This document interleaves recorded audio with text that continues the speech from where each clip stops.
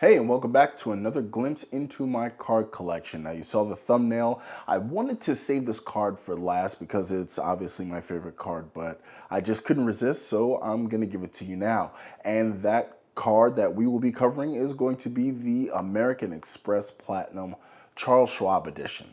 Now, I know you've seen previous videos about my regrets on how exactly I got the card, whereas it should have been an endgame card, but overall, I still think it's a wonderful card. It is still my favorite card, and it has allowed me to do wonderful things with travel that I really enjoy, and I've even roped my wife in on the game. So, speaking of things that I enjoy, let's go ahead and listen to my Little Bunny Minute, give you the intro, and then we'll get right into it. Welcome back to my dad's channel. If you're new here, make sure to click that like button and subscribe, and don't forget to share. So, without a lot of pomp and circumstance, what is this card? This card is a charge card. Matter of fact, it's one of the quintessential charge cards out there.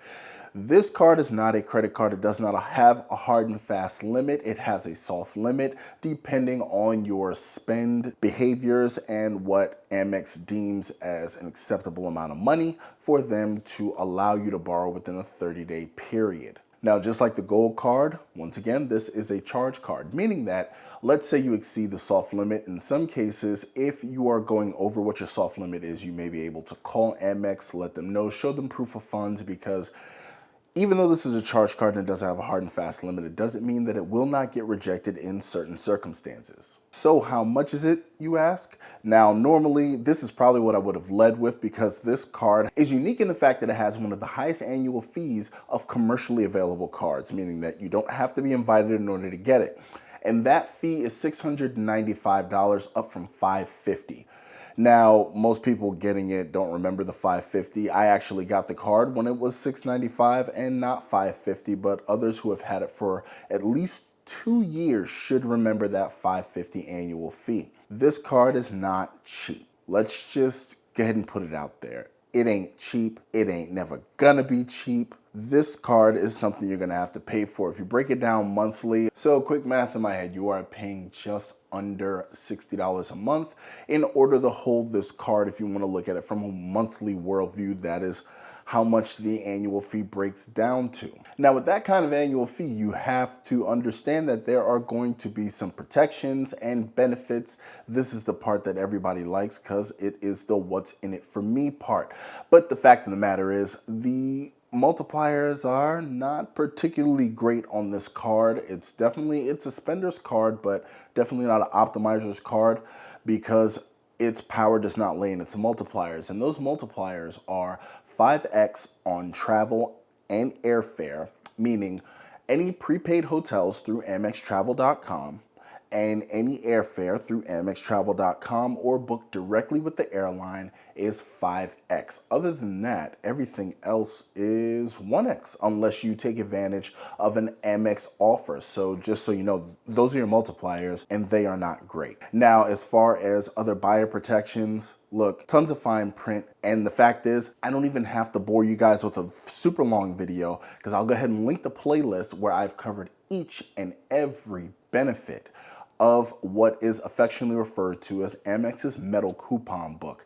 And that's just every offer, everything that it covers. The card returns at least twice as much value as the annual fee. Really and truly, you can be paid to have this card if you use all of the benefits that come with it, or even a great amount of the benefit. You can still double what it takes to pay the annual fee in return. So with all that being considered, you're probably asking yourself, is there anything like this card? Yes and no. But the fact is, it does have relative cards and alternate cards. So this card sits squarely in the luxury travel niche. So you have the Chase Sapphire Reserve. That is going to be a relative card. You have the Capital One Venture X. That is a luxury travel card. And one of the closest relatives that people tend not to talk about because they don't have it is actually its bigger brother, the Amex Centurion card, or affectionately known as the Black card, because you can't get a Black card without having a platinum card, so it makes sense that they are related. They have similar terrible multipliers, but they both grant tons and tons of value in their benefits. So the dark side of the card is in the annual fee. $695 is an absolutely astronomical annual fee. I understand that effectively you can cancel it out, but it still takes a lot to swallow that on the first hit. So number one, that is going to price a lot of people out of the game. Even though Amex Platinum applications are up, you still are gonna have a lot of people who have a hard time with $695 because you really have to make sure that you justify it in order to hold this card. Now, another dark side is that with all of the benefits that are included in this card, there are some of them that can be of literally zero use to a great number of people, not just some people, a great number of people, i.e. the Equinox benefit that is on this card.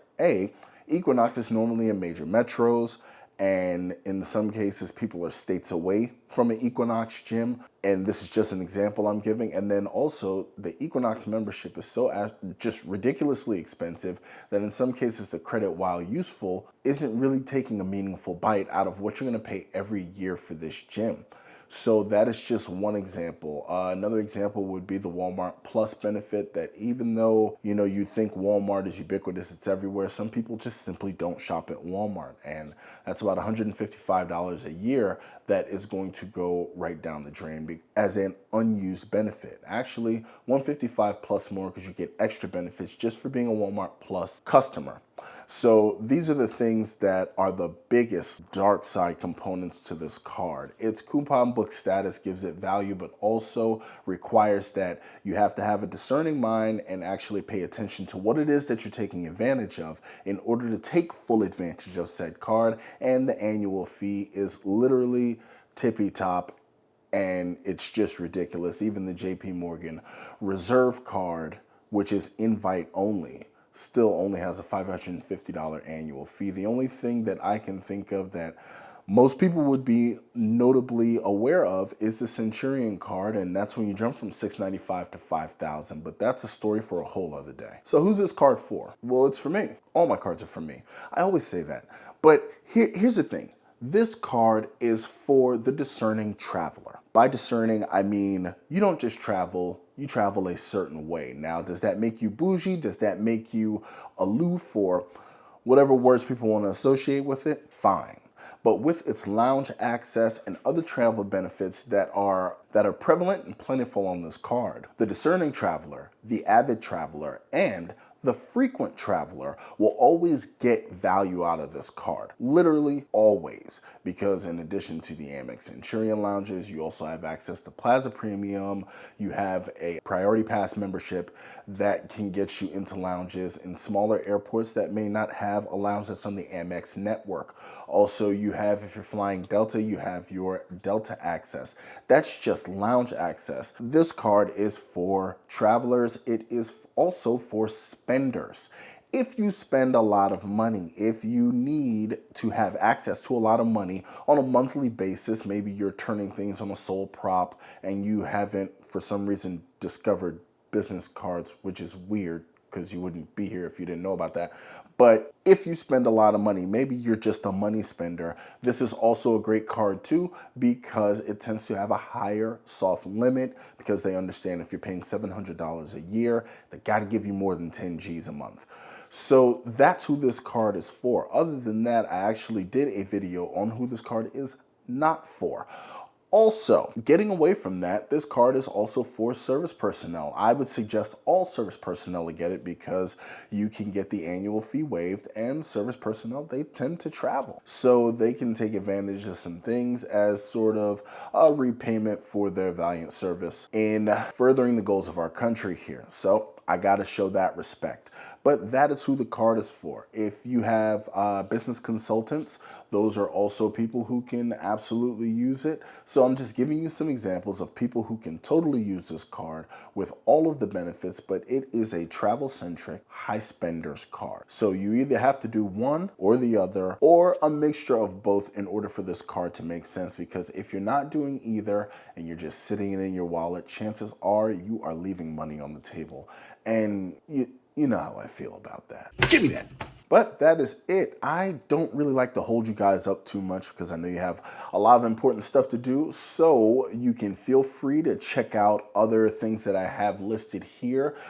Double check that playlist if you want the whole laundry list and rundown of all the benefits and protections, because literally we'd be here for days if I ran it out to you. But until next time, I'll catch you later.